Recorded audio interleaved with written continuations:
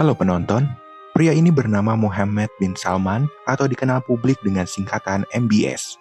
Lahir pada 31 Agustus 1985, ia merupakan anak dari Raja Salman bin Abdul Aziz yang kini menguasai Arab Saudi dan ibunya adalah istri ketiga Raja Salman bernama Fahdah binti Falah bin Sultan. Mohammed bin Salman yang merupakan pangeran dari kerajaan Arab Saudi ini kerap menjadi sorotan terkait sejumlah skandal dan kontroversi. Berikut beberapa di antaranya penonton. I am here to sound the alarm about a psychopath killer in the Middle East with infinite resources who poses threat to his people, to the Americans, and to the planet.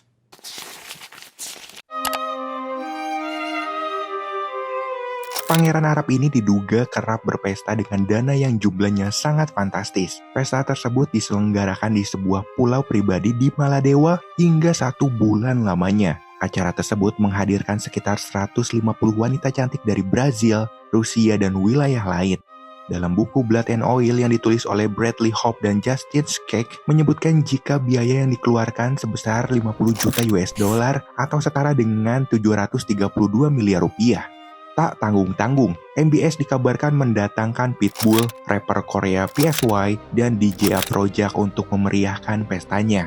Untuk menjaga kerahasiaan acara tersebut, para staf dilarang membawa smartphone di pulau itu. Mereka hanya bisa membawa Nokia 3310 untuk keperluan komunikasi. Pesta itu sempat tercium oleh media lokal. Hal ini membuat pesta diberhentikan setelah seminggu digelar dan MBS dikabarkan meninggalkan pulau dengan jet pribadi.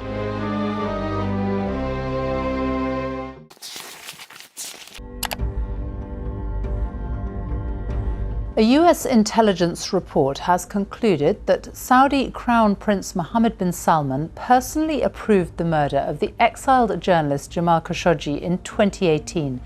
Pembunuhan wartawan The Washington Post bernama Jamal Khashoggi menjadi sorotan setelah Amerika Serikat resmi merilis dokumen intelijen yang menuding keterlibatan putra mahkota Arab tersebut.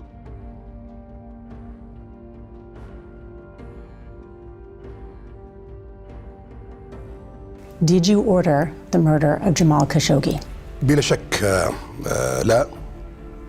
Absolutely not. This was a heinous crime. But I take full responsibility as a leader in Saudi Arabia. When a crime is committed against a Saudi citizen by officials working for the Saudi government, as a leader I must take responsibility. This was a mistake, and I must take all actions to avoid such a thing in the future. Dokumen itu sebenarnya sudah ada sejak pemerintahan Presiden Donald Trump. Namun Trump disebut menolak merilis dokumen itu demi mempertahankan relasi Amerika Serikat dengan Saudi. Selama menjadi wartawan, Khashoggi menyoroti kedekatan Arab Saudi dengan pemerintah Amerika Serikat di era Trump. Thank you very much, everybody. It's a great honor to have the Crown Prince with us. Saudi Arabia has been a very great friend and a big purchaser of equipment and lots of other things, and one of the biggest investments in the United States so it's a great honor to have you and your representatives here. Crown Prince, thank you very much. Thank you for being here. Thank you, Mr. President. Actually, the relation between Saudi Arabia and the rest of America, it's an old relation. We are the oldest ally for the rest of America and the Middle East. Right. More than 80 years of alliance and big interest, politically, economically, and security in different area and a lot of area.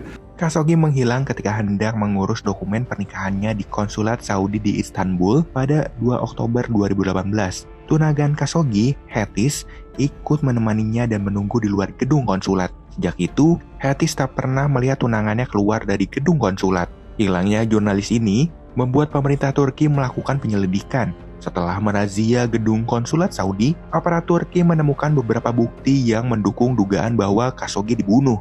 Laporan intelijen AS juga menyimpulkan bahwa Khashoggi dibunuh di dalam gedung konsulat itu atas perintah penguasa Saudi. Sejak itu, nama MBS terus dikaitkan dengan pembunuhan Khashoggi. Tak hanya itu, pelapor khusus yang didatangkan oleh Perserikatan Bangsa-Bangsa menyimpulkan bahwa MBS lah yang memerintahkan pembunuhan Khashoggi.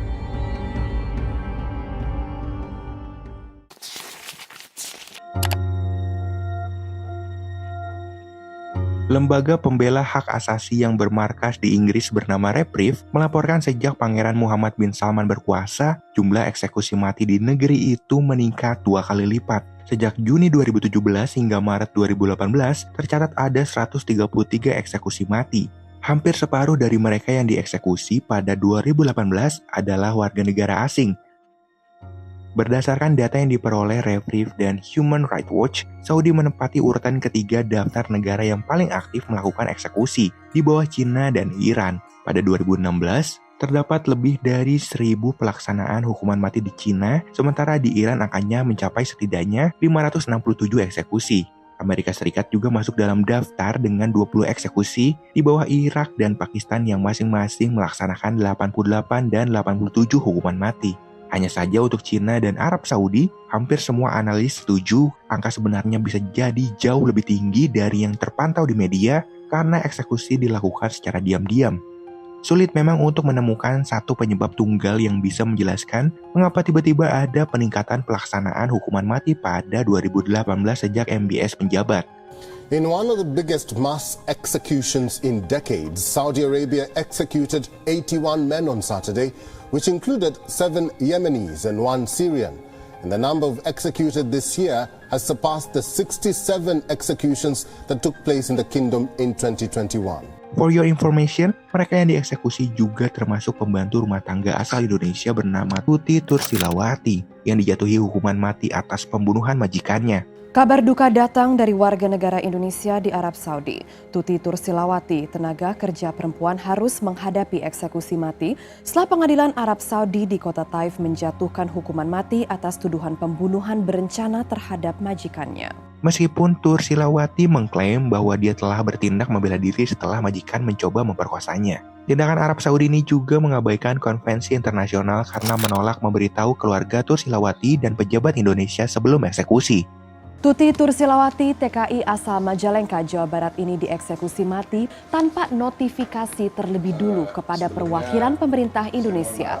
Pemerintah Indonesia telah menyatakan protesnya terkait eksekusi mati tanpa notifikasi ini kepada pemerintah Arab Saudi.